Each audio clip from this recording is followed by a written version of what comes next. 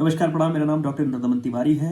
लखनऊ विश्वविद्यालय के विधि संकाय की परीक्षाओं को लेकर आपके सेमेस्टर वाइज और सब्जेक्ट वाइज जो भी विषय के अनुसार जो भी आपके टॉपिक्स आपके लिए ज़रूरी हैं उनको लेकर के हम लोग लगातार बात कर रहे हैं। और जिन लोगों की शिकायत है कि थोड़ा पहले करना चाहिए, समय से करना चाहिए, उन सभी के सुझाव का शिकायत का मैं स्वागत करता हूँ और प्रयास भी करता हूँ कि थोड़ा आपके पेपर के एक आध दो दिन पहले इसको अपलोड करूँ, ताकि आप 6 महीने के लिए सेमेस्टर भर पढ़ाई तो करते ही होंगे, तो इसे इंपॉर्टेंट के तौर पर ही देखें। खैर, अभी इस वीडियो में हम बात करने वाले हैं LLB first year means 3 year first year के जो पहले सेमेस्टर का तीसरा पेपर है। शुरुआत के जो 2 पेपर हैं जूरिस्प्रूडेंस का और कॉन्ट्रैक्ट का, उसके वीडियो मैंने पहले ही अपलोड किए हुए हैं। तो सबसे पहले हम लोग बात कर लें एक बार सिलेबस की। तो यूनिट 1 जो आपका है इंटरनेशनल लॉ का जो सिलेबस है वो अगर देखें तो उसमें आपको इंटरनेशनल लॉ की जो डेफिनीशंस हैं, जो उसका नेचर है, उसके सोर्सेज हैं, उसको लेकर के चीज़ें पढ़नी होती हैं। पब्लिक इंटरनेशनल लॉ का नेचर क्या है, हिस्टोरिकल डेवलपमेंट कैसे रहा, जो इंटरनेशनल लॉ का इंटरनेशनल पॉलिटिक्स से क्या रिलेशन है, डेफिनीशंस हैं, सोर्सेज हैं। सोर्सेज में आपको UDHR universal declaration of human rights खूब कायदे से पढ़ना होता है। आर्टिकल 38 खूब पूछा जाता है, 9 खूब पूछा जाता है। Public international law municipal law का जो डिफरेंस है या रिलेशनशिप है, सब्जेक्ट क्या है, स्टेट्स हैं, इंडिविजुअल्स हैं, इंटरनेशनल ऑर्गेनाइजेशंस हैं, इस प्रकार से चीज़ें हैं। सैंक्शन कौन कौन से हैं, इन्फोर्समेंट का मतलब क्या होता है, सॉवरेंटी का मतलब क्या होता है, sovereignty is responsibility subsidiary and the impact of globalisation करके टॉपिक है। दूसरी जो यूनिट है उसमें सक्सेशन है, इंटरवेंशन है, जुरिडिक्शन है, जिसमें आपको रिकॉग्निशन पढ़ना होता है। स्टेट रिकॉग्निशन का मतलब क्या होता है, उसका इफेक्ट क्या होता है, थ्योरीज क्या है, डी ज्यूरे रिकॉग्निशन है, डी फैक्टो रिकॉग्निशन है, उसका मतलब क्या होता है, उसका अर्थ क्या होता है। स्टेट सक्सेशन की डेफिनेशन है, काइंड्स है, कंसिक्वेंस है, और इंटरवेंशन को लेकर के किन आधारों पर जो इंटरवेंशन है वो हो सकते हैं, किस जो इंटरवेंशन बाय इन्विटेशन है उसकी क्या प्रक्रिया है, और रिस्पॉन्सिबिलिटी टू प्रोटेक्ट R2P करके एक बार सवाल पूछा भी गया आपसे पुराने वर्षों में भी, उसकी भी चर्चा करते हैं। जुरिडिक्शन को लेकर के चीज़ें हैं आपके सिलेबस में, और स्टेट रिस्पॉन्सिबिलिटी को लेकर के भी चीज़ें हैं। तीसरी यूनिट जो है वो स्टेट टेरिटरी की है, लॉ ऑफ सी की है, जिसमें आप स्टेट टेरिटरी के कंसेप्ट को पढ़ते हैं, मोड्स ऑफ एक्विजिशंस पढ़ते हैं, और एयर स्पेस के विषय में पढ़ते हैं, जो अलग अलग थ्योरी है एयर स्पेस की। एरियल नेविगेशन जो 5 फ्रीडम्स ऑफ एयर हैं उसको पढ़ते हैं, और जो आउटर स्पेस ट्रीटी है 1967 की, हमारे ऊपर का आकाश हमारा है या आपके ऊपर का आकाश आपका है, जो पानी को लेकर के भी आपके पास अगला अगला टॉपिक है लॉ ऑफ सी का है। तो मतलब एक जो हवा की स्वतंत्रता है, कहीं वायु की स्वतंत्रता है, और दूसरा जो लॉ ऑफ सी है उसका हिस्टोरिकल डेवलपमेंट कैसे हुआ, कंसेप्ट ऑफ ओपन सी है, क्लोज सी है, टेरिटोरियल सी है, कंटिगुअस जोन है, कॉन्टिनेंटल सेल्फ है, इकोनॉमिक एक्सक्लूसिव इकोनॉमिक जोन है, हाई सीज के विषय में है, लैंड लॉक्ड स्टेट्स के विषय में, पायरेसी है, और ITLOS है। चौथी यूनिट में एक्स्ट्राडिशन है मीन्स प्रत्यर्पण है, इंटरनेशनल क्रिमिनल लॉ के विषय में। एक्स्ट्राडिशन में आपको डेफिनेशन पढ़ना होता है, पर्पज पढ़ना होता है, लीगल ड्यूटी पढ़नी होती है। इसमें कई सारे केस लॉज भी पूछे गए हैं आपसे एक आध बार। डिप्लोमेटिक एजेंट का मतलब क्या होता है, डिप्लोमेटिक एजेंट की आवश्यकता क्यों पड़ती है, उनको जो प्रिविलेजेस मिलते हैं, विशेषाधिकार मिलते हैं, या उनको जो राइट्स मिलते हैं। अभी हाल में आपने सुना होगा कनाडा के 4-5 जो प्रतिनिधि थे उनको देश से जाने के लिए कहा गया, तो उनको जेल में बंद भी किया जा सकता था, उनसे सवाल जवाब भी किया जा सकता था, उनके ऊपर BNS और जो भी कानून है लगाया जा सकता था, लेकिन ऐसा नहीं है। वो उनका एक खास स्टेटस है, उसको लेकर के भी आपको पढ़ना होता है, कॉन्सुल्स के बारे में है, और जो बेसिक इंटरनेशनल क्रिमिनल लॉ के जो बेसिक प्रिंसिपल्स हैं उनके बारे में है।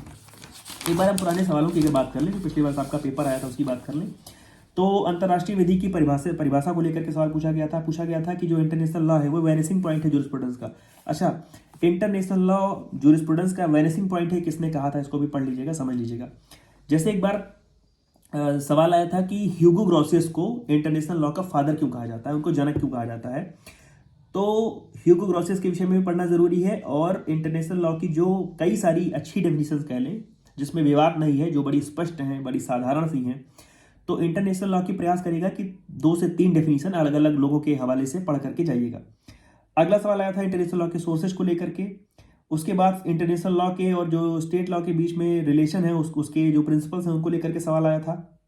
रिकॉग्निशन के विषय में सवाल आया था, स्टेट सक्सेशन को लेकर के सवाल आया था, और जो एयर और लॉ ऑफ सी को लेकर के सवाल आया था, स्टेट के सक्सेशन को लेकर के सवाल पूछा गया था, एक्स्ट्राडिशन को लेकर के सवाल पूछा गया था, और जो हम लोग कह रहे थे डिप्लोमेटिक एजेंट को लेकर के सवाल पूछा गया था, और जिनेवा कन्वेंशन को लेकर के सवाल पूछा गया था। और उस समय चूंकि इजराइल और हमास वाला जो मामला था बहुत तूल पर था, तो और ये ट्रेंड रहा है इंटरनेशनल लॉ के पेपर में, एक ट्रेंड रहा है, कॉन्स्टिट्यूशनल लॉ के पेपर में एक ट्रेंड रहा है कि उस समय का जो कोई बड़ा घटनाक्रम हो रहा होता है, या कहें कि उस समय की कोई बड़ी घटना हो रही होती है, संविधान का संशोधन, मैं चूंकि कॉन्स्टिट्यूशन की बात भी इसी में ही कर रहा हूँ, तो अगर कोई हालिया संविधान संशोधन हुआ रहता है या सुप्रीम कोर्ट के बड़ी बेंच के द्वारा अगर किसी विषय पर निर्णय दिया गया है और वो आपके सिलेबस के अंदर आ रहा है, तो कई बार सवालों को थोड़ा सा सवालों में नयापन लाने के लिए वो चीज़ें भी पूछ ली जाती हैं आपसे।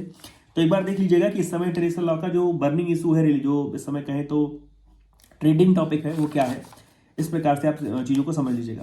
अगर हम सवालों की बात करें आपके लिए जो जरूरी है, तो एक तो आपको इस प्रकार का सवाल इंटरनेशनल लॉ की डेफिनेशन का, रिलेशन का, इंटरनेशनल लॉ की डेफिनेशन का, म्यूनिसिपल लॉ से उसके रिलेशन का, उसके जो सोर्सेज हैं उनका, और यूडीएचआर का, विशेष यूडीएचआर का जो महत्व है कहें इंटरनेशनल लॉ के सोर्सेज के रूप में बहुत ही अधिक है, तो आप उसको कायदे से पढ़ लीजिएगा।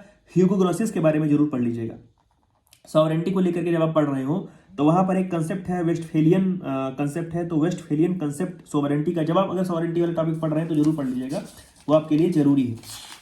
उसके बाद हम लोग आगे बढ़ें तो रिकॉग्निशन का टॉपिक आपके लिए हमेशा से जरूरी रहा है। रिकॉग्निशन में डी फैक्टो है, डी ज्यूरे जो रिकॉग्निशन है उसका मतलब क्या होता है, और डी फैक्टो डी ज्यूरे रिकॉग्निशन के बाद जो उसका लीगल इफेक्ट है कि एक बार आपने किसी स्टेट को रिकॉग्नाइज कर लिया, या कोई स्टेट अगर एक बार रिकॉग्निशन उसका हो चुका है, तो उसका इफेक्ट क्या है, उसको क्या लाभ मिल जाता है, उसको क्या फायदा मिल जाता है, और क्या कभी कभी ऐसा सवाल पूछा गया है इलस्ट्रेशन बेस्ड कि क्या रेट्रोएक्टिव उसका इफेक्ट हो सकता है या रेट्रोस्पेक्टिव इफेक्ट हो सकता है। इस प्रकार से चीज़ों को भी समझ लीजिएगा।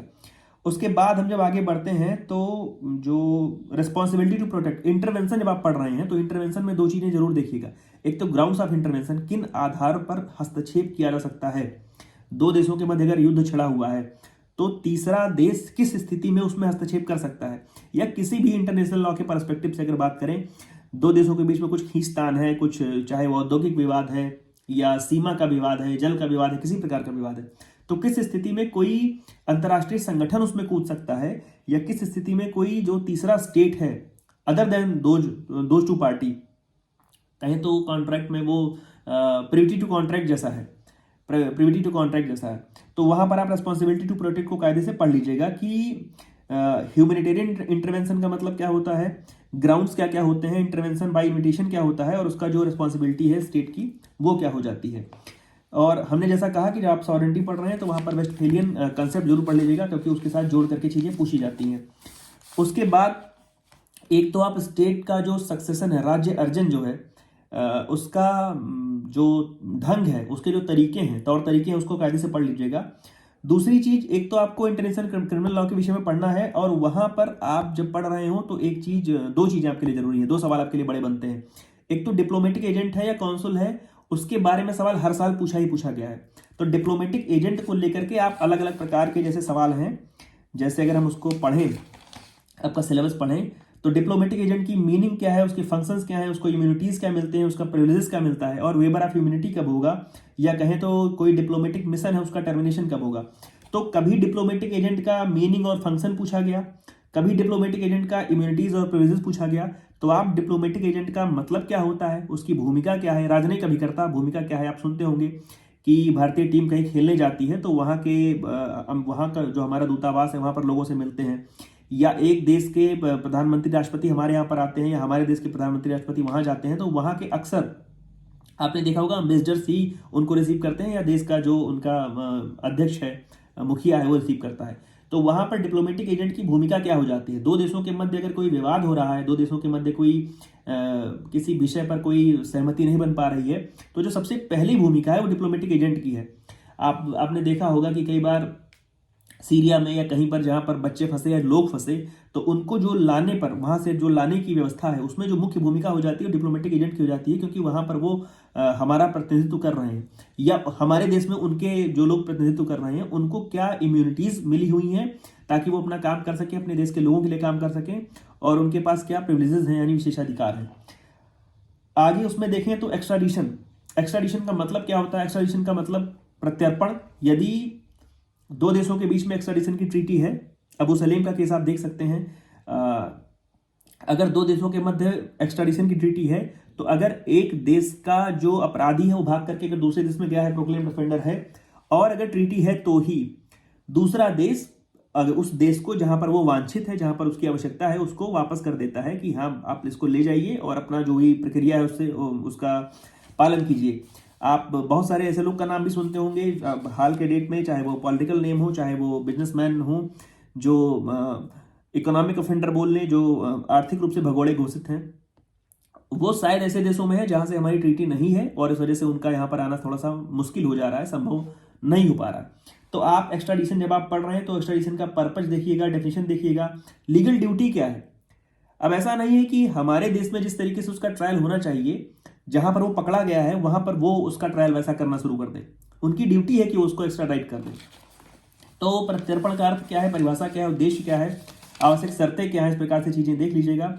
जो वियना कन्वेंशन है उसमें पैक्टा sunt servanda आपके लिए जरूरी है। जस्ट कॉजेंस करके एक टॉपिक है, JUSCOGENS करके।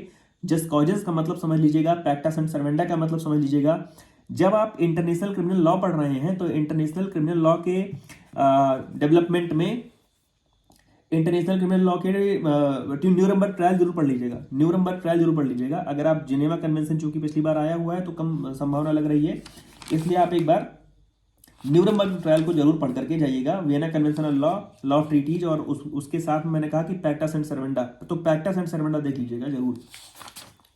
उसके बाद हम आगे देखें तो एक केस है रेप्रेसेंस। अच्छा, इंटरनेशनल लॉ में एक ट्रेंड ये भी रहा है, चौंकने वाली बात नहीं है जब आप टॉपिक्स पढ़ रहे हैं, जैसे आप स्टेट रिकॉग्निशन पढ़ रहे हैं, स्टेट सक्सेशन पढ़ रहे हैं या एक्स्ट्राडिशन पढ़ रहे हैं। तो एक्स्ट्राडिशन पे तो नहीं, लेकिन जो दूसरी यूनिट के टॉपिक हैं, जो दूसरी यूनिट के टॉपिक है उसमें अक्सर चीजें जो है वो केस लॉ बेस्ड पूछी गई हैं। तो वहां पर आप थोड़ा सा केस लॉज को भी पढ़ करके जाइएगा, क्योंकि सीधे टॉपिक ना पूछ करके आपसे कभी कभी केस लॉ से चीजें पूछी गई हैं। जैसे 2022 में या 2021-22 में ये सवाल आया है। एक तो एनेरिका लेक्सी केस आया था, और एक रेपरसन्स केस अभी भी पूछा गया था। 2022 का पेपर बड़ा टफ हो रहा था, क्योंकि उसमें सवाल जो थे वो बिल्कुल केस लॉ बेस्ड या बिल्कुल अजीब से पूछे गए थे। अजीब सा मतलब थोड़ा सा टिपिकल सवाल पूछे गए थे।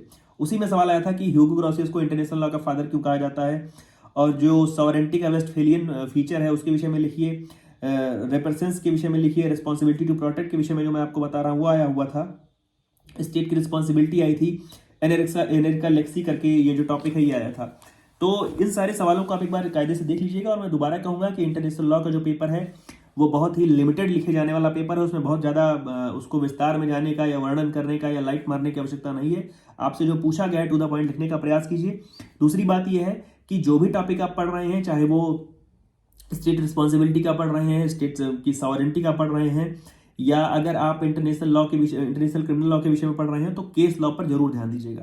और आप चाहे आप अग्रवाल से पढ़ रहे हो, इसके कपूर से पढ़ रहे हो, आप कोई भी टॉपिक पढ़ रहे होंगे तो उसके ठीक नीचे, या आप किसी गाइड से भी पढ़ रहे होंगे तो वहां पर ठीक नीचे उसके केस लॉ जरूर लिखे होंगे। तो कई बार केस लॉ बेस्ड सवाल आते हैं, तो उस समय अगर मुसीबत आप नहीं मोल लेना चाहते हैं तो पहले से केस लॉ को पढ़ करके जाइए। ढेर सारी शुभकामनाएं आप सभी को, जुड़े रहिए और अन्य लोगों को भी जोड़िए। और जल्द ही आपका जो नया पेपर, अगला पेपर होगा उसको लेकर के मैं जल्दी उपस्थित हो जाऊंगा। धन्यवाद, प्रणाम।